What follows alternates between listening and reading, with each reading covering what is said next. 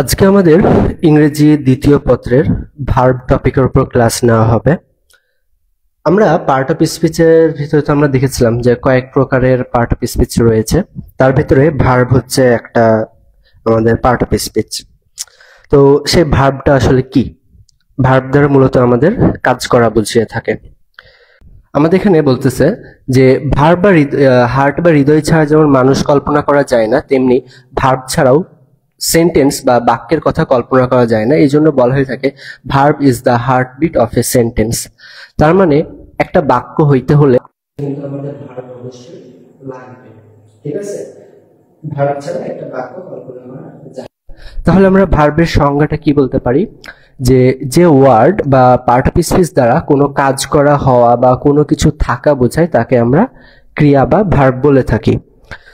ওকে, এরপরে আমাদের এখানে কি বলতেছে? Example, he goes to market, she is making tea, I can solve the sum. এখানে আমাদের ভার্ব কোনগুলো দেখেন? গোজ, মেকিং, সলভ, এগুলো কিন্তু আমাদের এক একটা ভার্ব। এবং আমরা এক্ষেত্রে খেয়াল করে দেখতে পাবো যে আমাদের ক্ষেত্রে মেইন ভার্বটা আসলে কি। আমাদের এখানে মেইন ভার্বটা হচ্ছে গো। গো এর সঙ্গে আমাদের he third person singular number, এবং আমরা জানি যে প্রেজেন্ট ইনডিফিনিট টেন্সে থার্ড পারসন সিঙ্গুলার নাম্বার থাকলে ভার্বের সঙ্গে একটা এস বা ইএস যুক্ত হয়। তো গো এর সঙ্গে কার সম্পর্ক? ইএস এর সম্পর্ক, তাই আমাদের এখানে গোজ হয়েছে।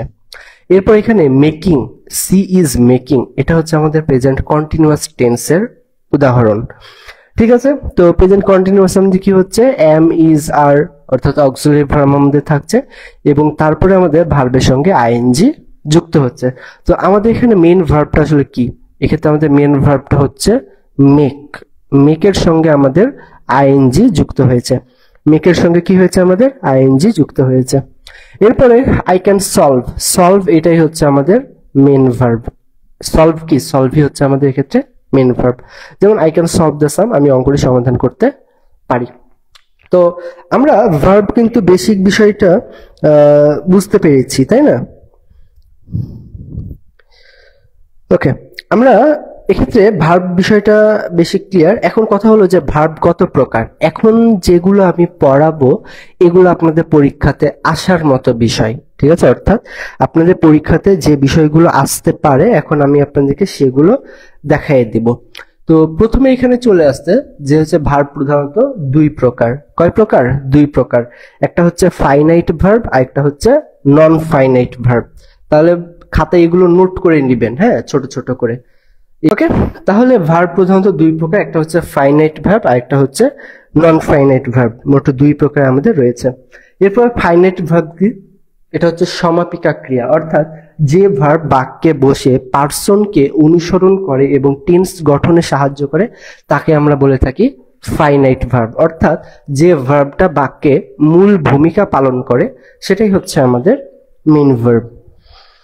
এরপরে আমরা এখানে যে বিষয়টা দেখব সেটা হচ্ছে যে ফাইনাইট ভার্বের গুরুত্বপূর্ণ বৈশিষ্ট্যসমূহ। যে ভার্ব সাবজেক্টের পরে বসে সেটা হচ্ছে আমাদের ফাইনাইট ভার্বের একটা বৈশিষ্ট্য। এরপরে যে ভার্বের তিনটি ফর্ম আছে, অর্থাৎ প্রেজেন্ট, পাস্ট এবং পাস্ট পার্টিসিপল, তাকে আমরা বলে থাকি ফাইনাইট ভার্ব। এবং ফাইনাইট ভার্ব ছাড়া বাক্য গঠিত হয় না, অর্থাৎ আমাদের একটা বাক্য গঠন করার জন্য মূল কোন ভার্বটা দরকার? মনে রাখবেন, ফাইনাইট ভার্বটা দরকার আমাদের। এরপরে আমরা এক্ষেত্রে যেটা দেখবো সেটা হচ্ছে এখানে কিছু এক্সাম্পল আমরা দেখব। যেমন I wish to have the suggestion, আমি সাজেশনটি পেতে চাই। উই ওয়েন্ট টু মার্কেট, আমরা বাজারে গিয়েছিলাম। দেখেন ওয়েন্ট এটা কিন্তু পাস্ট ইনডিফিনিট টেন্সে। এরপরে she has bought a lot of toys, সে অনেকগুলো খেলনা কিনেছে। এখানে উইশ, ওয়েন্ট, বট শব্দগুলো কিন্তু ফাইনাইট ভার্ব, কারণ এগুলোই হচ্ছে সাবজেক্টে পরে বসেছে এবং লক্ষ্য করলে দেখবে প্রতিটি ভার্বে present, past, past participle form আছে। জাস্ট আপনারা একটা বিষয় একটু চিন্তা করবেন যে ভার্বটা বাক্যে সম্পূর্ণ অর্থ বহন করে বা সম্পূর্ণ কাজ করা বুঝিয়ে থাকে সেটাই হচ্ছে মূলত আমাদের ফাইনাইট ভার্ব। সেটা হচ্ছে আমাদের ফাইনাইট। যেমন উই ওয়েন্ট টু মার্কেট, আমরা বাজারে গেলাম বা গিয়েছিলাম। দেখেন আমার মূল বাক্যর অর্থটা কি প্রকাশ পেয়ে গেল না, যে আমরা মার্কেটে গিয়েছিলাম। আবার এখানে বলতেছে যে সি হ্যাজ বট, আমরা মূল ভার্ব জানি কি বাই, আমাদের মূল ভার্ব হচ্ছে বাই। তো বাই থেকে কি হয় by bot, bot BOUGHT bot same. এরপর আরেকটা হচ্ছে ব্রিং BRING ব্রিং, এটা হচ্ছে ব্রট BROUGHT। জাস্ট এখানে BOU, এখানে হচ্ছে BROU, এই ও এর আগে একটা আমাদের আর যুক্ত হবে। তো এটা হচ্ছে বাই ব্রিং, আর এখানেও সেম ব্রিং ব্রট ব্রট। তো এখানে আমাদের ভার্বের ফর্ম যেগুলোর হয় সেগুলোকে আমরা বলে থাকি হচ্ছে ফাইনাইট ভার্ব। তাহলে আপনার ফাইনাইট ভার্বের বিষয়টা ক্লিয়ার কিনা আমাকে এটা একটু কমেন্ট করে আপনারা জানান যে ফাইনাইট ভার্ব বিষয়টা আপনারা ক্লিয়ার কিনা। যে ভার্ব বাক্যের মূল অর্থ প্রকাশ করে বা যে ভার্বটা বাক্যের প্রাণ শক্তি আমরা বলে থাকি সেটাই হচ্ছে মূলত ফাইনাইট ভার্ব। আচ্ছা, এরপরে আমরা যে বিষয়ে চলে যাব সেটা হচ্ছে নন ফাইনাইট ভার্ব বা অসমাপিকা ক্রিয়া। এতক্ষণ আমরা ফাইনাইট ভার্বে যে বৈশিষ্ট্যটা দেখলাম, নন ফাইনাইট ভার্বে কি হবে, অবশ্যই তার বিপরীত হবে। তো বিপরীত বিষয়টা ক্ষেত্রে কি আমরা একটু দেখি যে নন ফাইনাইট ভার্ব মূলত ফাইনাইট ভার্বের বিপরীত বৈশিষ্ট্য বহন করে। অর্থাৎ যে ভার্ব মূলত টেন্স ও পার্সন অনুযায়ী বাক্যে পরিবর্তন হয় না এবং যে ভার্বটি কখনোই সাবজেক্টের পরে বসে না তাকে আমরা বলে থাকি নন ফাইনাইট ভার্ব। তাহলে আমরা ফাইনাইট ভার্ব এবং নন ফাইনাইট ভার্ব চেনার একটা উপায় কি? একটা উপায় হচ্ছে যে সাবজেক্টের পরে আমাদের যে ভার্বটা থাকবে সেটা হচ্ছে ফাইনাইট ভার্ব এবং নন ফাইনাইট ভার্ব আমাদের সাবজেক্টের পরেই হবে না, একটু কিছুটা দূরে থাকবে। ঠিক আছে, একটু কিছুটা দূরে থাকবে, সেটাই হচ্ছে আমাদের নন ফাইনাইট ভার্ব। সহজ কথা, এটি এমন একটি ভার্ব যা মূলত বাক্যে ভার্বের মতো আচরণ করে না। তাহলে আমাদের এটা নন ফাইনাইট ভার্ব। যেমন এক্সাম্পল একটু দেখি, we sat in the restaurant to meet you. আমরা রেস্টুরেন্টে বসেছিলাম তোমার সাথে সাক্ষাৎ করতে। এখন দেখেন তো আমাদের এই বাক্যে আসলে মূল কাজটা কি? রেস্টুরেন্টে বসা কি আমার মূল কাজ? বলেন তো, রেস্টুরেন্টে বসা কি আমার মূল কাজ নাকি সাক্ষাৎ করাটা আমার মূল কাজ? তো সেক্ষেত্রে এরপরে আবার এখানে কি বলতেছে, I saw the man playing tennis. I saw the man playing tennis. Okay, এরপরে having finished the work I returned my village. কাজটি শেষ করে আমি গ্রামে ফিরে গিয়েছিলাম। এখানে আমাদের তিনটা বাক্য দেওয়া আছে, এখান থেকে আমাদের নন ফাইনাইট ভার্বটা খুঁজে বের করতে হবে। তো নন ফাইনাইট ভার্বটা কি এখানে? তাহলে এক্ষেত্রে দেখেন যে উপরের তিনটা বাক্যে যতক্ষণ মিড, প্লেইং, ফিনিশ শব্দগুলো নন ফাইনাইট ভার্ব, কেননা এই ভার্বগুলো টেন্স গঠনে সাহায্য করেনি এবং সাবজেক্টের পরেও বসেনি। তাহলে আপনাকে এক্ষেত্রে কয়েকটা বিষয় একটু খেয়াল রাখতে হবে যে যেটা আমাদের সাবজেক্টের পরে বসবে না সেটা হচ্ছে আমাদের নন ফাইনাইট ভার্ব, এতটুকু একটু খেয়াল রাখবেন। তাহলে এক্ষেত্রে দেখেন I sat in the restaurant, আমাদের এই বাক্যে কোনটার আমরা টেন্স মানে ভার্বের ফর্মে আমরা চেঞ্জ করেছি? দেখেন, সিট থেকে আমরা এখানে স্যাট করেছি না, তার মানে আমরা এখানে ভার্বের ফর্ম পরিবর্তন করেছি যার, সেই হবে হচ্ছে আমাদের ফাইনাইট ভার্ব, আর অপরজন হবে হচ্ছে আমাদের নন ফাইনাইট ভার্ব। তাহলে এই ক্ষেত্রে আমরা দেখেন টু মিট, এক্ষেত্রে আমাদের মিটের সঙ্গে কি আছে? টু যুক্ত আছে এবং এটা আমাদের সাবজেক্ট থেকে অনেকটাই দূরে আছে। তাহলে এটা হচ্ছে আমাদের এই বাক্যে নন ফাইনাইট ভার্ব হিসেবে কাজ করবে। তাহলে আপনাদের এই বাক্যে নন ফাইনাইট ভার্বটা কি? মিট। মিট হচ্ছে নন ফাইনাইট ভার্ব, আর ফাইনাইট ভার্ব হচ্ছে স্যাট, কারণ আমরা এখানে ভার্বের ফর্ম পরিবর্তন করেছি। তাহলে কয়টা জিনিস দেখবো আমরা? দেখবো যে সাবজেক্টে পরেই বসছে কিনা। যদি সাবজেক্টে পরেই বসে তাহলে সেটা ফাইনাইট, এবং যদি সেটা ভার্ব এবং টেন্সে যদি পরিবর্তিত থাকে তাহলে সেটা ফাইনাইট ভার্ব। এবং নন ফাইনাইট ভার্ব কি? সাবজেক্ট থেকে অনেকটাই দূরে থাকবে এবং এটার ভার্বের বা টেন্সের কোনো রকম পরিবর্তন থাকবে না বাক্যে, তাহলে সেটাকে আমরা কি বলবো? নন ফাইনাইট ভার্ব। ঠিক আছে, ওকে। তাহলে এখানে একটু দেখেন যে having finished the work I returned my village. আমাদের এই ক্ষেত্রে এই finished the work I returned my village, দেখেন এক্ষেত্রে আমাদের সাবজেক্টটা কি? সাবজেক্ট হচ্ছে আই, আয়ের পরে আমাদের কি আছে? রিটার্ন। তাহলে এই রিটার্নটা আমাদের কি হবে? এটাই হচ্ছে আমাদের ফাইনাইট ভার্ব হবে। তাহলে এক্ষেত্রে হ্যাভিং ফিনিশড এটা কি? আমাদের সাবজেক্টের কিন্তু পরে বসেনি, তাহলে এটাকে আমরা বলবো হচ্ছে নন ফাইনাইট ভার্ব।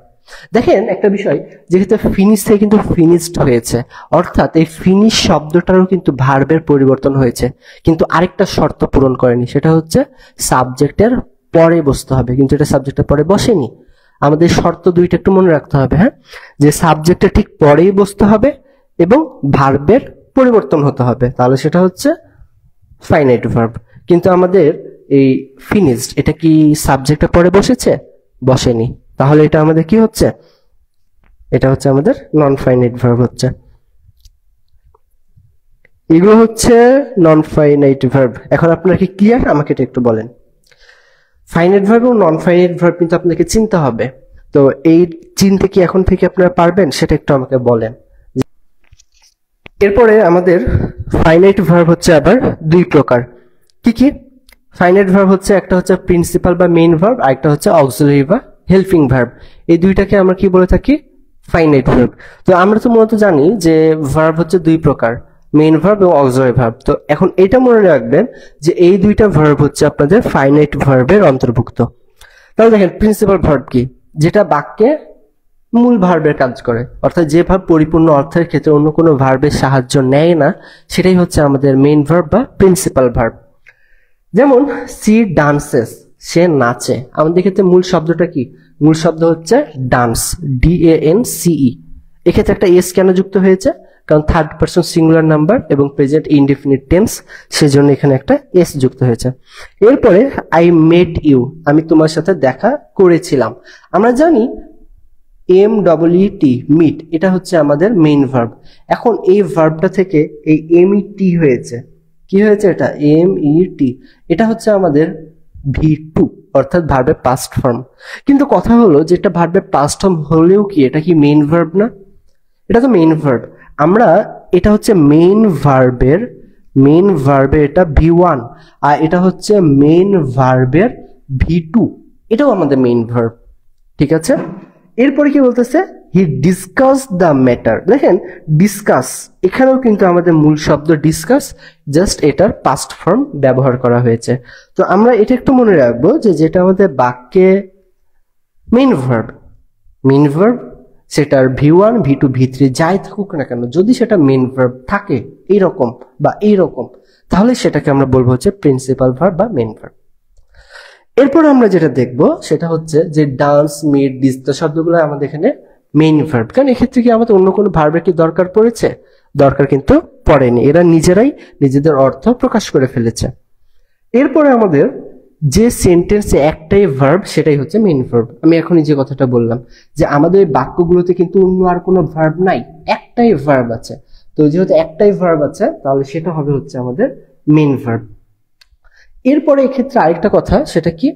যে মেইন ভার্বের অপর নাম হচ্ছে লেক্সিক্যাল ভার্ব। এটা কিন্তু আমরা অনেকেই জানি না, আমরা শুধু মনে করি যে প্রিন্সিপাল ভার্ব বা মেইন ভার্ব, কিন্তু মনে রাখতে হবে যে মেইন ভার্বের অপর নাম হচ্ছে লেক্সিক্যাল ভার্ব।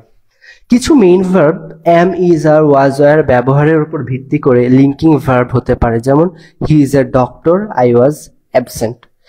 ওকে, তাহলে ক্ষেত্রে কি বলতেছে যে এই অক্সিলারি ভার্ব, ঠিক আছে, অক্সিলারি ভার্ব বা হচ্ছে এগুলো ব্যবহারের উপর ভিত্তি করে লিঙ্কিং ভার্ব হতে পারে। ওকে, এরপরে আমরা দেখব অক্সিলারি ভার্ব জিনিসটা কি। অক্সিলারি ভার্ব হচ্ছে 4 ধরনের কাজ করে থাকে। টেন্স গঠন করে, অর্থাৎ অক্সিলারি ভার্বের জন্য আমাদের টেন্সের পরিবর্তন হয়ে যায়। এম, ইজ থাকলে আমরা জানি প্রেজেন্ট টেন্স, ওয়াজ থাকলে জানি পাস্ট টেন্স, উইল থাকলে জানি ফিউচার টেন্স। তো আমাদের অক্সিলারি ভার্বের উপর ভিত্তি করে কিন্তু টেন্স পরিবর্তন হয়। এরপর মনের ভাব প্রকাশ করে, যেমন মনের ভাব কিভাবে প্রকাশ করে? যে আমি খাই, এটা একটা মনের ভাব প্রকাশ করলো। আবার আমি যদি বলি যে আমি খাচ্ছি, এটা আরেকটা মনের ভাব। আমি খেয়েছিলাম, এটা আরেকটা মনের ভাব। তো এখানে কি করছে? মনের ভাবগুলো প্রকাশ করছে। বাক্যকে না বোধক করে। না বোধক কেমনে করে? Am not, is not, are not, not যুক্ত করে। এখন কথা হলো মনে রাখবেন, বাক্যে নট কখনো একা বসতে পারে না। সাপোজ আমি যদি বলি যে আমি খাই না, সাপোজ আমি খাই না, তো এক্ষেত্রে এটা আমি কি লিখবো? আমি আচ্ছা বলে আমি খাই, আই ইট রাইস, আমি ভাত খাই। ঠিক আছে, আমি ভাত খাই। এখন যদি বললাম ভাত খাই না, তাহলে কি হবে? I not eat rice. এটা কি হইল? শুধু নট বসাই দিলে কি হবে? কখনোই হবে না। তাহলে এখানে কি লিখতে হবে? I don't, I do not. ঠিক আছে, ডু নট কে একসঙ্গে লেখা হয় ডন্ট, তো আমি এটা লিখে দিই do not. I do not eat rice. তাহলে এখানে কি হলো, আই ডু নট। তো দেখেন নট কিন্তু একা বসতে পারে না, নট বসার জন্য কোনো না কোনো অক্সিলারি ভার্ব দরকার হয়। তো যেহেতু আমাদের কোনো না কোনো অক্সিলারি ভার্ব দরকার হচ্ছে, তাই আমরা এক্ষেত্রে বলতে পারি যে বাক্যকে না বোধক করে। এরপরে বাক্যকে প্রশ্নবোধক করে। প্রশ্নবোধক কিভাবে করে আমরা যদি একটু খেয়াল করি এই জায়গাটা, যে এরকম যদি আমি লিখি যে তুমি কে, তুমি কে, তাহলে আমি কিভাবে কি বলতে পারি, হু ইউ, হু ইউ, তুমি কে, হইল, হবে না, কি লিখতে হবে আমাদের এখানে, হু আর ইউ। তো দেখেন প্রশ্নবোধক করতেও কিন্তু আমাদের অক্সিলারি ভার্ব দরকার হচ্ছে, প্রশ্ন করতেও অক্সিলারি ভার্ব দরকার হচ্ছে। এরপর আমরা বলে থাকি তুমি কি পাগল, তাহলে ক্ষেত্রে আমরা কি বলি, are you mad, are you mad, তুমি কি পাগল। তাহলে দেখেন এই ক্ষেত্রে আরটা কি হলো, বাক্যের কিন্তু শুরুতে বসলো। তো এক্ষেত্রে আমাদের আর যদি বসতো, তো এটাকে একটা ইন্টারোগেটিভ বাক্য কি হইতো, এক্ষেত্রে আমাদের অক্সিলারি ভার্ব আরটা যদি না থাকতো তাহলে এটা কি হইতো, আমাদের ইন্টারোগেটিভ হইতো না। তো ইন্টারোগেটিভ করার জন্য কিন্তু আমাদের এই অক্সিলারি ভার্ব দরকার হচ্ছে। তো কি কি কাজে আমাদের অক্সিলারি ভার্ব দরকার হচ্ছে, টেন্স গঠন করে, মনের ভাব প্রকাশ করে, বাক্যকে নাবোধক করে, প্রশ্নবোধক করে, মোট 4 ধরনের কাজ করে থাকে। এরপরে example, he is doing his best. দেখেন এই ইজ থাকার জন্য কিন্তু আমাদের ক্ষেত্রে আইএনজি হয়েছে। কেন হয়েছে, কারণ আমরা জানি যে প্রেজেন্ট কন্টিনিউয়াস টেন্সে এম ইজ আর থাকলে তারপরে আইএনজি হয়, ভার্বের সঙ্গে আইএনজি হয়, ঠিক আছে, ওকে। তাহলে সে তার সর্বোচ্চটা করেছে। প্রেজেন্ট কন্টিনিউয়াস গঠনে ইজ, ঠিক আছে, ইজ হয়েছে। এরপরে হি ক্যান রান ফাস্ট, সে দ্রুত ভার্ব ক্যান ব্যবহৃত হয়েছে, ওকে, হি ক্যান রান ফাস্ট, সে দ্রুত দৌড়াতে পারে। তাহলে এক্ষেত্রে আমাদের কি, ক্যান একটা মডাল ভার্ব, এটা এক্ষেত্রে ব্যবহৃত হয়েছে। এরপর আমরা যেটা দেখব সেটা হচ্ছে যে she does not, did not study attentively, সে মনোযোগ দিয়ে পড়ে না বা পড়ছিল না। সি ডাজ নট দিলে কি প্রেজেন্টে হইল, প্রেজেন্ট টেন্স, আর ডিড নট দিলে এটা পাস্ট টেন্স, ঠিক আছে, ওকে। তো এক্ষেত্রে আমি যেগুলো অলরেডি দিয়ে দিয়েছি আপনাদেরকে, আমি যেগুলো বুঝালাম সেগুলো এখানে এই স্লাইডে আছে, ওকে। আপনারা এগুলো ভালোভাবে কিন্তু পড়বেন, বুঝতে পারছেন, আগামীকালকে। এবং হ্যাঁ, এই টপিকের উপর কিন্তু আপনাদেরকে আমি এমসিকিউ দিয়ে দিব, এমসিকিউ পিডিএফ, বা আপনাদের যে মাস্টার বইয়ের পিডিএফ আমি অলরেডি আগে দিয়েছি না, মাস্টার বই, সেখানে আপনারা সূচিপত্র থেকে বের করবেন, মাস্টার বইয়ের যে সূচিপত্র, সেই সূচিপত্র থেকে আপনারা ভার্ব টপিকটা বের করবেন, করে ওখানে যে এমসিকিউ গুলো আছে সেই এমসিকিউ গুলো আপনারা প্র্যাকটিস করে ফেলবেন, ঠিক আছে, ওকে।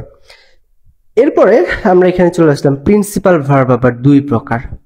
প্রিন্সিপাল ভার্ব কয় প্রকার, 2 প্রকার, একটা হচ্ছে ট্রান্সিটিভ ভার্ব আর একটা হচ্ছে ইনট্রান্সিটিভ ভার্ব। এটা খুব বেশি গুরুত্বপূর্ণ, এখন আপনারা খুব বেশি মনোযোগ দিবেন, এটা হচ্ছে আমাদের জন্য খুব বেশি গুরুত্বপূর্ণ। Transitive verb, intransitive verb. Transitive ভার্বটা কি, ট্রান্সিটিভ ভার্বটা হচ্ছে সকর্মক্রিয়া বা যে ভার্বের অবজেক্ট থাকে, যে সেন্টেন্সে অবজেক্ট থাকে সেটা হচ্ছে আমাদের ট্রান্সিটিভ ভার্ব বা সকর্মক্রিয়া।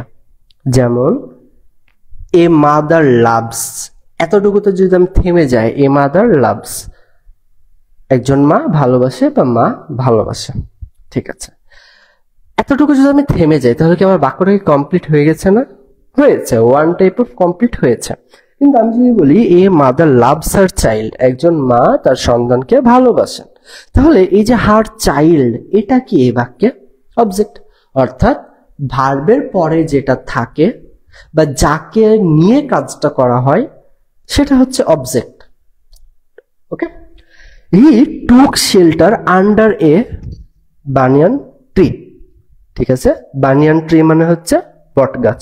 তো দেখেন হি টুক শেল্টার, একদূর যদি আমি থেমে যাই, সে আশ্রয় নিল বা আশ্রয় পেল, আমার বাক্যটা কি হয়ে গেছে না, হয়ে গেছে। কিন্তু আমি পরে কি বলছি, আন্ডার এ বানিয়ান ট্রি, এক্ষেত্রে আন্ডার এ বানিয়ান ট্রি এই জায়গাটা হচ্ছে আমাদের অবজেক্ট, এবং অবজেক্ট হচ্ছে এই সম্পূর্ণটা না, আমরা যদি স্পেসিফিক ভাবে যদি আমরা অবজেক্ট বলতে চাই সেটা হচ্ছে বানিয়ান ট্রি। যেমন কি কর্ম হতে হবে, আমি খাই, আই ইট, আমি খাই, শেষ। আমি যদি বলি আই ইট রাইস, আমি কি খাই?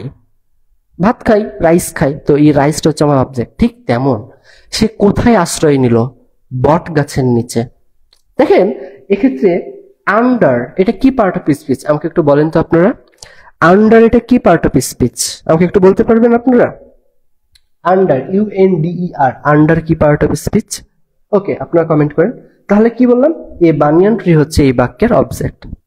পুরোটা কিন্তু অবজেক্ট না, হ্যাঁ, শুধুমাত্র এই বানিয়ান ট্রি এটা হচ্ছে আমাদের object. Okay, he lad understood the lesson, বালকটি লেসনটি বুঝতে পেরেছিল বা বুঝেছিল। তাহলে দ্য ল্যাড, ঠিক আছে, দ্য ল্যাড। আমরা এখানে বালক কেন, আমরা হচ্ছে জেন্ডার কিন্তু পড়েছিলাম, ল্যাড লেড পড়েছিলাম না, ম্যাসকুলাইন জেন্ডার ফেমিনাইন জেন্ডার। ওকে, তাহলে the lad understood the lesson. এখানে আন্ডারস্টুডটা কি? ভার্ব। আন্ডারস্টুডের পরে কি আছে? The lesson. বালকটা কি বুঝতে পেরেছিল? পাঠ বা পড়া বুঝতে পেরেছিল। তো সেক্ষেত্রে দ্য লেসন এটা হচ্ছে আমার এই বাক্যের অবজেক্ট। এরপর আমরা চলে যাচ্ছি যেক্ষেত্রে আমরা দেওয়া আছে যে লাভস, টুক, আন্ডারস্টুড। হ্যাঁ, এই শব্দগুলো ট্রানজিটিভ ভার্ব, কেননা প্রতিটি ভার্বের পরেই অবজেক্ট আছে। কি আছে? অবজেক্ট আছে। ওকে, এরপরে ট্রানজিটিভ ভার্ব স্ট্রাকচার কি বলতেছে? ভার্ব প্লাস অবজেক্ট, মানে ভার্বের আগে একটা সাবজেক্ট আছে সেটা এখানে দেয়নি। হ্যাঁ, তাহলে কি হচ্ছে? Subject, verb, object. ওকে, এক্ষেত্রে অবজেক্টই হবে নাউন, প্রোনাউন অথবা নাউন ফ্রেজ, যে কোনোটা হতে পারে, নাউনও হতে পারে, প্রোনাউনও হতে পারে। এরপর ট্রানজিটিভ ভার্ব বের করার সহজ উপায়টা কি দেখেন এবার। ভার্বকে কি বা কাকে দ্বারা প্রশ্ন করে যদি উত্তর পাওয়া যায় তাহলে সেটা হচ্ছে আমাদের ট্রানজিটিভ ভার্ব। কি বা কাকে বা কোথায় বা কিসে, এগুলো হতে পারে। ঠিক আছে, তো জাস্ট আমরা এটা একটু ধরে থাকি যে কি বা কাকে, এটার সঙ্গে কোথায়, কিসে, এগুলোও হবে। ওকে, এরপরে কিছু তথ্য আমরা এখানে নিব যে ভার্বকে হোয়াট দিয়ে প্রশ্ন করলে অবজেক্ট পাওয়া যায়, তা হচ্ছে ডাইরেক্ট অবজেক্ট। তুমি কি খাও? ভাত খাই, ভাত, ডাইরেক্ট উত্তর পাওয়া যাচ্ছে, সেটা হচ্ছে আমাদের ডাইরেক্ট অবজেক্ট। আবার এদিকে ভার্বকে হোম দিয়ে প্রশ্ন করলে যে অবজেক্ট পাওয়া যায় তা ইনডাইরেক্ট অবজেক্ট। কি অবজেক্ট? Indirect object. ওকে, এরপরে বি ভার্ব বা হ্যাভ ভার্ব কখনোই ট্রানজিটিভ ভার্ব হতে পারে না। বি ভার্ব কোনগুলো? Am, is, are, was, were, এগুলোকে আমরা বলে থাকি বি ভার্ব। এবং হ্যাভ ভার্ব হচ্ছে হ্যাভ, হ্যাজ, হ্যাড, এগুলো হচ্ছে আমাদের হ্যাভ ভার্ব। তাহলে বি ভার্ব বা হ্যাভ ভার্ব, আপনার ক্লিয়ার? এগুলো কখনোই আমাদের ট্রানজিটিভ ভার্ব হতে পারে না। এগুলো কি হতে পারে না? আমাদের ট্রানজিটিভ ভার্ব হতে পারে না। ঠিক আছে, এটা কিন্তু খুব বেশি গুরুত্বপূর্ণ, এটা একটু মনে রাখতে হবে যে বি ভার্ব এবং হ্যাভ ভার্ব এগুলো কিন্তু আমাদের ট্রানজিটিভ ভার্ব হতে পারে না। ওকে, এরপরে দেখেন ইনট্রানজিটিভ ভার্ব, যে ভার্বের কোনো অবজেক্ট থাকে না তাকে আমরা কি বলে থাকি? Intransitive verb. যেমন সি স্লিপস, সি স্লিপস, শেষ, এরপরে কোনো কিছু নাই, তার মানে এটা হচ্ছে ইনট্রানজিটিভ ভার্ব। এরপরে দ্য রিভার ফ্লোজ স্মুথলি, নদীটি শান্তভাবে বয়ে চলে। এখন অনেকে বলতে পারে যে ভাইয়া এক্ষেত্রে বয়ে চলার ইংরেজি তো ফ্লোজ, ফ্লোজের পরে তো আবার স্মুথলি আছে, তো স্মুথলি ফ্লোজের পরে যেটা ভার্বের পরে যেটা থেকে সেটাই তো অবজেক্ট না, সেটাই অবজেক্ট না। এক্ষেত্রে স্মুথলি এটা হচ্ছে অ্যাডভার্ব। এটা কি? এটা হচ্ছে আমাদের অ্যাডভার্ব। মনে রাখবেন এর আগে যে কথাটা আমরা বললাম যে কি বা কাকে দ্বারা প্রশ্ন করা বোঝাবে। দেখেন দ্য রিভার ফ্লোজ স্মুথলি, নদীটি শান্তভাবে বয়ে চলে। এক্ষেত্রে আমাদের কি বা কাকে দ্বারা কি কোনো কি প্রশ্ন কি আছে? কি বা কাকে দ্বারা কি প্রশ্ন কি আছে? নাই, তাহলে এটা আমাদের হবে না। এরপরে he runs in the field, সে মাঠে দৌড়ায়। এক্ষেত্রে ভার্ব প্লাস অ্যাডভার্ব হয়েছে। ঠিক আছে, তো এখানে যেটা আমি বললাম যে ভার্ব প্লাস অ্যাডভার্ব স্মুথলি, এটা হচ্ছে ভার্ব প্লাস অ্যাডভার্ব হয়েছে। তো এগুলো হচ্ছে বিষয় ইনট্রানজিটিভ। ওকে,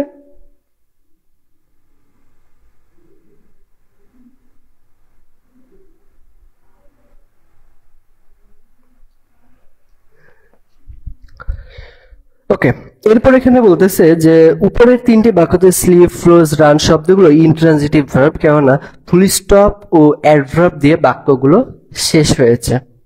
ঠিক আছে, এরপরে আমরা যে ইনট্রানজিটিভ ভার্বের স্ট্রাকচার দেখবো সেটা হচ্ছে ভার্ব প্লাস পাঞ্চুয়েশন মার্ক থাকবে, অথবা ভার্ব প্লাস অ্যাডভার্ব বা অ্যাডভার্বিয়াল থাকবে। এখানে আমাদের ফ্রেজ 10টি কমন ইন্ট্রানজিটিভ ভার্ব, ঠিক আছে। আমাদের ক্ষেত্রে কিছু ইন্ট্রানজিটিভ ভার্ব এখানে দেওয়া আছে, সেটা হচ্ছে অ্যারাইভ, অ্যাপিয়ার, তারপর হচ্ছে ব্রিথ, ক্রাই, ডাই, ঠিক আছে, হ্যাপেন, অকার, কন্টিনিউ, সেম, স্মাইল, এগুলো। ওকে, মনে রাখতে হবে এই ভার্বগুলোর প্যাসিভ ভয়েসে ব্যবহার ইনকারেক্ট, অর্থাৎ আমরা এই ক্ষেত্রে যেগুলো দেখলাম এগুলো হচ্ছে প্যাসিভ ভয়েসে আমরা ব্যবহার করতে পারবো না। হ্যাঁ, এরপরে ইনকারেক্ট কি বলতেছে, it has been occurred on time, it has been occurred on time, ক্ষেত্রে কারেক্ট হবে it has occurred on time. অর্থাৎ আমি এক্ষেত্রে যে বাক্যগুলো এক্ষেত্রে লিখেছি, হ্যাঁ, অকার, এই তো এক্ষেত্রে হচ্ছে অকার দেওয়া আছে। তো মনে রাখবেন যে এক্ষেত্রে আমি যে ওয়ার্ডগুলো লিখেছি এগুলো আমরা প্যাসিভ ভয়েসে ব্যবহার করতে পারবো না, ঠিক আছে। এগুলো কি হবে না, এগুলো হচ্ছে প্যাসিভ ভয়েসে ব্যবহার করতে পারবো না।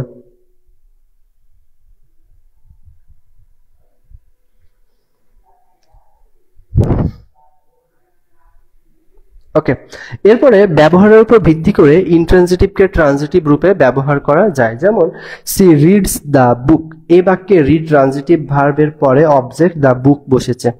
এরপরে সি রিডস ফর 1 আওয়ার, এই বাক্যে রিড ট্রানজিটিভ ভার্বের পরে অ্যাডভার্বিয়াল ফ্রেজ ফর 1 আওয়ার বসেছে। হ্যাঁ, এরপরে আমরা এখানে যেটা দেখবো সেটা হচ্ছে অক্সিলারি ভার্ব দুই প্রকার, একটা হচ্ছে প্রাইমারি অক্সিলারিজ, একটা হচ্ছে মডাল অক্সিলারিজ। মোট কয় প্রকার? দুই প্রকার।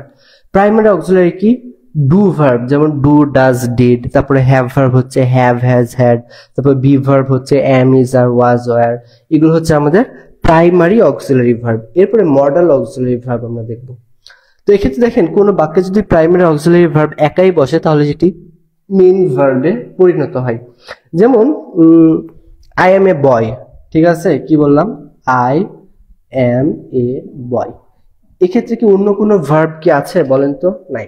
এক্ষেত্রে কি এম বাক্যে একাই বসেছে, তো সেক্ষেত্রে এই এমটা হচ্ছে এই বাক্যের মেইন ভার্ব। বুঝতে পেরেছি? অর্থাৎ অক্সিলারি ভার্ব যদি একা বসে কোনো বাক্যে, সেক্ষেত্রে যদি আর অন্য কোনো ভার্ব যদি না থাকে তাহলে আমরা সেটাকে বলবো হচ্ছে সেই অক্সিলারি ভার্বটা তখন কি হয়ে যাবে? মেইন ভার্ব হয়ে যাবে। এরপরে দেখেন যে he does not work properly, এই বাক্যে হচ্ছে ডাজ একটি auxiliary verb. He does it properly, এই বাক্যে ডাজ একটি মেইন ভার্ব। তাহলে কি বলছে দেখেন, he does not work properly. এখানে আমাদের ওয়ার্ক অর্থাৎ কাজ করা, এটা হচ্ছে এই বাক্যে মেইন ভার্ব, তাই আমাদের ক্ষেত্রে ডাজ হয়েছে অক্সিলারি ভার্ব। কিন্তু আমরা একটা বলতেছি যে হি ডাজ ইট প্রপারলি, সে এটি সুন্দরভাবে শেষ করেছে। তাহলে আমাদের এই বাক্যে ভার্ব কই বলেন তো? এই বাক্যে কোনো কি ভার্ব কি আছে? নাই। তো যেহেতু আমাদের এই বাক্যে কোনো ভার্ব নাই, সেজন্য আমাদের এই ডাজ এই শব্দটাই আমাদের এই বাক্যের মেইন ভার্ব। এরপরে আমরা এখানে যে বিষয়টা দেখব সেটা হচ্ছে মডাল অক্সিলারি ভার্ব। মডাল ভার্বের সংখ্যা কত যদি না থাকে জানেন তাহলে জানতে। ওকে, দেখেন মডাল ভার্বের সংখ্যা হচ্ছে মোট 18টি। মডাল ভার্বের সংখ্যা কতটি? 18টি। সেটা হচ্ছে ক্যান, কুড, মাস্ট, মে, মাইট। এক্ষেত্রে আমাদের যেগুলো দেওয়া আছে মডাল ভার্ব, সেই মডাল ভার্বগুলো কি করতে হবে? আপনাদেরকে মুখস্থ করতে হবে। মডাল ভার্ব আপনাদেরকে মুখস্থ করতে হবে। এরপরে দেখেন আমাদের ক্ষেত্রে কিছু ভার্ব দেওয়া আছে যে have to, be to, be going to, তারপর হচ্ছে বি টু। হ্যাঁ, বলছে মডাল ভার্বে আলোচনা বিশদ, সেই জন্য তোমার মডাল ভার্বে আলোচনাটি মডাল ভার্ব নামক চ্যাপ্টার থেকে শেখ। ওকে, তো এক্ষেত্রে একটা বিষয় একটু খেয়াল করবেন যে have to, has to, had to, এগুলো হচ্ছে সব হ্যাভ টুর অন্তর্ভুক্ত। যেমন আমরা এক্ষেত্রে কি বলেছিলাম? ওকে, তাহলে এক্ষেত্রে আমাদের যে মডাল ভার্ব গুলো দেওয়া আছে সেটা হচ্ছে যে বি গোয়িং টু, ঠিক আছে, তারপর দিকে have to, had better, ought to, use to. তো এক্ষেত্রে আবার যে হ্যাভ টুর ভেতরে রয়েছে have to, has to, had to, এগুলো হচ্ছে হ্যাভ টুর অন্তর্গত। এরপরে আবার বি গোয়িং টু, এটার অন্তর্গত হচ্ছে am, is, are, was, were, going to, ঠিক আছে, মানে am going to, is going to, are going to, এগুলো সব হচ্ছে এই বি গোয়িং টু এর অন্তর্ভুক্ত। এরপর আবার বি টু, যেমন am to, is to, are to, এগুলো সবই মূলত হচ্ছে আমাদের এই মডাল অক্সিলারি ভার্বের অন্তর্ভুক্ত। হ্যাঁ, ওকে। এরপরে আমরা যে বিষয়টা দেখবো সেটা হচ্ছে যে নন ফাইনাইট ভার্ব আবার তিন প্রকার। নন ফাইনাইট ভার্ব, এতক্ষণ আমরা দেখা হচ্ছে ফাইনাইট ভার্ব, ঠিক আছে। এখন আমরা দেখবো হচ্ছে নন ফাইনাইট ভার্ব আবার তিন প্রকার। একটা হচ্ছে যে ইনফিনিটিভ।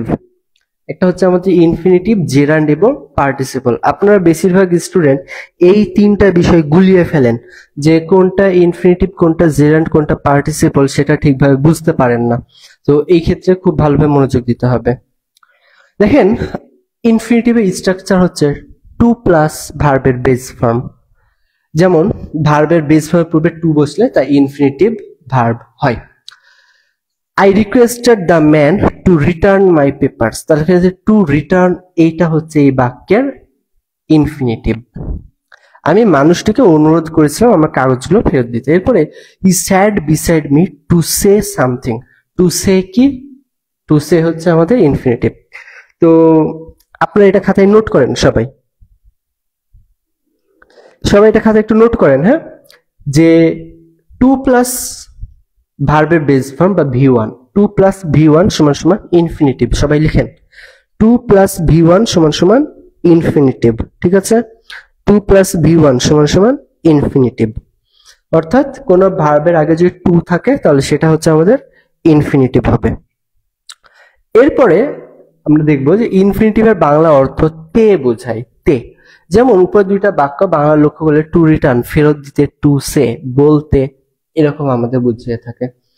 এরপরে জেরান্ডে স্ট্রাকচার হচ্ছে ভার্বের সঙ্গে আইএনজি হবে, ভার্বের সঙ্গে আইএনজি হবে, এটাও লিখে নেবেন যে ভার্বের সঙ্গে আইএনজি হবে, যা নাউন হিসেবে বাক্যে বসে, যাকে অন্য কথায় ভার্বাল নাউন বলা হয় যেহেতু ভার্ব থেকে সৃষ্ট নাউন।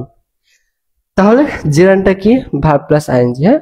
এবং এটা কি হবে আমাদের? এটা হচ্ছে বাক্যে নাউন হিসেবে ব্যবহৃত হবে, অর্থাৎ নাউনের জায়গাতে এটা বসবে। তাহলে সেটাকে আমরা কি বলবো? জেরান্ড বলবো। অর্থাৎ মনে রাখবেন যে ভার্বের সঙ্গে আইএনজি যুক্ত হয়ে যদি সেটা নাউনের মতো কাজ করে তাহলে তাকে আমরা বলবো হচ্ছে জেরান্ড বলবো। ওকে, আচ্ছা, তাহলে ভার্বের সঙ্গে আইএনজি যুক্ত হয়ে যদি সেটা নাউনের মতো কাজ করে তাহলে আমরা তাকে কি বলবো? জেরান্ড বলবো। এরপরে পার্টিসিপলের স্ট্রাকচার হচ্ছে ভার্বের সঙ্গে আইএনজি। পার্টিসিপলও তাই, ভার্বের সঙ্গে আইএনজি। জেরান্ড এবং পার্টিসিপল একই, কিন্তু পার্থক্যটা কোথায়? পার্থক্যটা হচ্ছে আমাদের যে যা অ্যাডজেক্টিভ হিসেবে বাক্যে বসে। তাহলে মনে রাখবেন যে ভার্বের সঙ্গে আইএনজি যুক্ত হয়ে যদি সেটা আমাদের নাউনের মতো কাজ করে তাহলে জেরান্ড হবে, নাউন জেরান্ড। ঠিক আছে, এবং যদি আমাদের ভার্বের সঙ্গে যুক্ত হয়ে যদি সেটা আমাদের অ্যাডজেক্টিভের মতো কাজ করে তাহলে সেটাকে আমরা বলবো হচ্ছে পার্টিসিপল। অ্যাডজেক্টিভের মতো কাজ করলে হবে পার্টিসিপল। মুখস্থ করে নেবেন এই দুইটা জিনিস। ঠিক আছে, ওকে। ভার্বের সঙ্গে আইএনজি যুক্ত হয়ে যদি সেটা নাউনের মতো কাজ করে বাক্যে তাহলে সেটাকে আমরা বলবো হচ্ছে জেরান্ড, এবং যদি ভার্বের সঙ্গে আইএনজি যুক্ত হয়ে অ্যাডজেক্টিভের মতো কাজ করে তাহলে সেটাকে আমরা বলবো পার্টিসিপল। এটাই জাস্ট পার্থক্য, আর কিছুই না। এরপর আমরা এখানে দেখব সেটা হচ্ছে লিঙ্কিং ভার্ব। লিঙ্কিং ভার্ব যার বাংলা অর্থ যোগসূত্র স্থাপনকারী ভার্ব, অর্থাৎ এই ভার্বটি মূলত সাবজেক্ট কমপ্লিমেন্টের মাঝে যোগসূত্র স্থাপন করে। তাহলে আমরা এটা যদি একটু দেখি কিছু লিঙ্কিং ভার্ব। ঠিক আছে, এক্ষেত্রে আমাদের যে শব্দগুলো দেওয়া আছে সিম, লিঙ্কিং ভার্ব হিসেবে ব্যবহৃত হয়। আমাদের এগুলো কি হয়? বাক্যে লিঙ্কিং ভার্ব হিসেবে ব্যবহৃত হয়। যেমন এক্সাম্পল দেখি, সি ফিলস হ্যাপি, সে সুখ অনুভব করে। তারপরে হি বিকেম এ ইউটিউবার, সে একজন ইউটিউবার হয়েছিল। হানি টেস্টেড, মধু খেতে মিষ্টি। এক্ষেত্রে উপরে বাক্যগুলো ফিলস, বিকেম, টেস্ট, ওয়েন্ট ভার্বগুলো লিঙ্কিং ভার্ব, কেননা উল্লেখিত ভার্বগুলো সাবজেক্ট ও পরবর্তী কমপ্লিমেন্টকে যুক্ত করেছে। তাহলে যেগুলো হচ্ছে আমাদের সাবজেক্ট এবং পরবর্তী যে কমপ্লিমেন্ট বলা হয়, অর্থাৎ কারো সম্পর্কে যদি আমরা কোনো কিছু যদি বলি, ঠিক আছে, কারো সম্পর্কে কোনো কিছু বলা, মনে রাখবেন এটা ভালো করে। কমপ্লিমেন্ট হচ্ছে কারো সম্পর্কে কোনো মতামত দেওয়া। যেমন সি ফিলস হ্যাপি, সে ভালো অনুভব করছে, তো তার সম্পর্কে কি আমি একটা কমপ্লিমেন্ট দিলাম। তারপরে হি বিকেম এ ইউটিউবার, সে একজন ইউটিউবার হয়েছিল, তাহলে আমি এই হি এর সম্পর্কে কিন্তু আমি একটা কমপ্লিমেন্ট দিলাম যে ইউটিউবার হয়েছিল। তো এই বিষয়গুলো একটু ভালোভাবে খেয়াল করবেন যে সাবজেক্টের সম্পর্কে যদি কেউ কোনো কমপ্লিমেন্ট দেয় বা তার সম্পর্কে যদি কোনো তথ্য দেয় এবং মাঝে যদি কোনো ভার্ব থাকে তো সেই ভার্বগুলো হবে হচ্ছে আমাদের লিঙ্কিং ভার্ব। কি হবে সেগুলো? Linking verb. এরপরে লিঙ্কিং ভার্বের গুরুত্বটা আমরা একটু দেখি। যে structure subject plus linking verb plus complement, complement গুলো হয়ে থাকে মূলত অ্যাডজেক্টিভ। আমরা অ্যাডজেক্টিভ মানে জানি যে কারো সম্পর্কে দোষ গুণ বা অপরাধ করা বোঝায়, ঠিক আছে। তো কমপ্লিমেন্ট বলতে আমরা এখানে কি বলছি সেটা হচ্ছে অ্যাডজেক্টিভ। ওকে, এরপর একটা হচ্ছে সাবজেক্ট লিঙ্কিং ভার্ব, তারপর একটা আর্টিকেল এবং কমপ্লিমেন্ট। সেক্ষেত্রে কমপ্লিমেন্টটা হবে নাউন। কমপ্লিমেন্টটা কি হবে? নাউন। যেমন দেখেন ইউটিউবার, এই ইউটিউবার এটা কিন্তু একটা নাউন, তার আগে আমাদের কি হয়েছে? একটা আর্টিকেল বসেছে। তাহলে বুঝতে পেরেছেন এটা, যে আমাদের সাবজেক্ট থাকবে, ভার্ব থাকবে, তারপরে ডাইরেক্ট কমপ্লিমেন্ট হ্যাপি, অথবা একটা আর্টিকেল থাকবে, তারপরে থাকবে আমাদের নাউন। ওকে, আই থিঙ্ক আপনারা বুঝতে পেরেছেন এটা। যেমন দেখেন হি ইজ টায়ার্ড, এটা হচ্ছে আমাদের প্রথমটা সাবজেক্ট লিঙ্কিং ভার্ব কমপ্লিমেন্ট। এরপর হি ইজ এ ডক্টর, এক্ষেত্রে এ কিন্তু আমাদের এখানে আর্টিকেল হিসেবে ব্যবহৃত হয়েছে। ওকে, এরপরে দেখেন যে লিঙ্কিং ভার্বে অপর নাম হচ্ছে কপুলেটিভ বা কপুলা ভার্ব, এবং যে কোনো লিঙ্কিং ভার্ব তুলে দিয়ে তার পরিবর্তে আমরা বি ভার্ব ইজ বা ওয়াজ বসালেও সেন্টেন্সটির অর্থ নষ্ট হয় না। সেজন্য am is are was were কে বি ভার্ব গুলোকে লিঙ্কিং ভার্ব হিসেবে ব্যবহার করা হয়। অর্থাৎ এই ধরনের অক্সিলারি ভার্ব গুলো আমাদের কখনো কখনো লিঙ্কিং ভার্ব হিসেবে ব্যবহৃত হয়ে থাকে, ঠিক আছে। ওকে, যেমন দেখেন সি ফিলস হ্যাপি, সে ভালো অনুভব করছে। তো এটাকে আমরা এভাবে লিখতে পারি সি ইজ হ্যাপি। আমাদের এই বাক্যে ইজটা কিন্তু লিঙ্কিং ভার্ব হিসেবে ব্যবহৃত হচ্ছে, এবং এটা কিন্তু আমাদের এই বাক্যে মেইন ভার্ব হিসেবে ব্যবহৃত হচ্ছে। বুঝতে পেরেছেন? ইজ এটা এই বাক্যে মেইন ভার্ব এবং লিঙ্কিং ভার্ব দুই হিসেবেই কিন্তু ব্যবহৃত হচ্ছে, মনে রাখবেন। ওকে, আচ্ছা, এরপরে হচ্ছে ফ্যাক্টিটিভ ভার্ব। সেটা কি? যে ট্রানজিটিভ ভার্বের অবজেক্ট থাকা সত্ত্বেও যদি অবজেক্ট পরবর্তী নাউন বা নাউন ফ্রেজ বা অ্যাডজেক্টিভের সাহায্য ছাড়া বাক্য পূর্ণ না হয়, তখন ওই বাক্যে ব্যবহৃত ভার্বকে ফ্যাক্টিটিভ ভার্ব বলা হয়। বিষয়টা কেমন দেখেন, যে ট্রানজিটিভ ভার্বকে আমরা কি বলেছিলাম, যে ভার্বের পরে আমাদের একটা অবজেক্ট থাকবে। এখন কথা হলো যে ভার্বের পরে অবজেক্ট আছে, কিন্তু তারপর আমাদের বাক্যের অর্থ পরিপূর্ণভাবে প্রকাশ পাচ্ছে না, তারপরেও আমাদের আরো এক্ষেত্রে কিছু নাউন বা নাউন ফ্রেজ বা অ্যাডজেক্টিভ আমাদের দরকার হচ্ছে বা কমপ্লিমেন্ট আমাদের দরকার হচ্ছে। সেক্ষেত্রে আমরা সে ভার্বটাকে বলবো হচ্ছে ফ্যাক্টিটিভ ভার্ব। যেমন আমাদের ক্ষেত্রে কিছু ফ্যাক্টিটিভ ভার্বের লিস্ট দেওয়া আছে, elect, select, make, appoint, call, এগুলো হচ্ছে আমাদের ফ্যাক্টিটিভ ভার্ব। এই ভার্বগুলো আপনাদেরকে মুখস্থ মনে রাখতে হবে, বা এই ভার্বগুলো আপনারা মনে না রাখলেও আপনারা যদি রুলসটা যদি ঠিকভাবে বুঝতে পারেন, তাহলে বাক্যে আমরা কোথায় কোথায় এই রুলসটা ব্যবহার করছি সেটা দেখলেও আপনি বুঝতে পারবেন যে সেটা ফ্যাক্টিটিভ ভার্ব নাকি অন্য কিছু, ঠিক আছে। যেমন দেখেন দে ইলেক্টেড মি, সাবজেক্ট আছে, ভার্ব আছে, অবজেক্ট আছে, কিন্তু আমাদের বাক্য কি পরিপূর্ণ হইলো? হি ইলেক্টেড মি, সে আমাকে নির্বাচিত করলো। কি নির্বাচিত করলো? ক্যাপ্টেন। তো আমাদের কিন্তু শেষে একটা কমপ্লিমেন্ট দরকার হচ্ছে, তো এই কমপ্লিমেন্ট যেহেতু দরকার হচ্ছে, তো সেই জন্য আমরা এটাকে বলবো হচ্ছে আপনাদের ফ্যাক্টিটিভ ভার্ব। কি বলবো আমরা এখানে? Factitive verb. এরপরে দেখেন factitive verb plus object plus noun complement, ঠিক আছে। ওকে, এরপরে আমাদের এখানে বলছে factitive verb plus object plus একটা নাউন কমপ্লিমেন্ট। এরপরে we called him, we subject, called verb, him object. তারপরে কিন্তু আমাদের বাক্যটা অর্থ পরিপূর্ণ হয়নি, তাহলে কি হচ্ছে? এ ফুল, উই কল্ড হিম এ ফুল, আমরা তাকে বোকা বললাম, ঠিক আছে। তো এক্ষেত্রেও কিন্তু আমাদের ব্যবহৃত হয়েছে। তো আপনারা আমাকে একটু বলেন এখন যে আপনার ফ্যাক্টিটিভ ভার্বটা ক্লিয়ার কিনা। ফ্যাক্টিটিভ ভার্বটা কি? সাবজেক্ট থাকবে, ভার্ব থাকবে, অবজেক্ট থাকবে, কিন্তু তারপর আমাদের বাক্যটা পরিপূর্ণ হবে না, তারপরে আমাদের নাউন অথবা নাউন ফ্রেজ অথবা কমপ্লিমেন্টের দরকার হবে বা অ্যাডজেক্টিভ দরকার হবে। যদি এরকমটা থাকে তখন ওই ভার্বটাই আমাদের হয়ে যাবে ফ্যাক্টিটিভ ভার্ব, অর্থাৎ আমাদের বাক্যে যে ভার্বটা ছিল সেটার নাম পরিবর্তিত হয়ে গিয়ে হবে ফ্যাক্টিটিভ ভার্ব। ওকে, তাহলে আপনারা একটা কাজ করেন, এখানে পরে হচ্ছে আর 5-6টা মতো পৃষ্ঠা আছে, তাহলে বাকিটা হচ্ছে আপনারা নিজেরা একটু পড়বেন, ঠিক আছে। বাকিটা আপনারা একটু নিজেরা পড়বেন, পড়ে তারপরে আমাকে হচ্ছে আপনারা কোনো প্রবলেম পাইলে সেটা আমার কাছ থেকে আপনারা সলভ করে নেবেন মেসেজ দিয়ে। তাহলে আমাদের আজকের ক্লাস এত পর্যন্ত। সবাই ভালো থাকবেন, সুস্থ থাকবেন, আল্লাহ হাফেজ।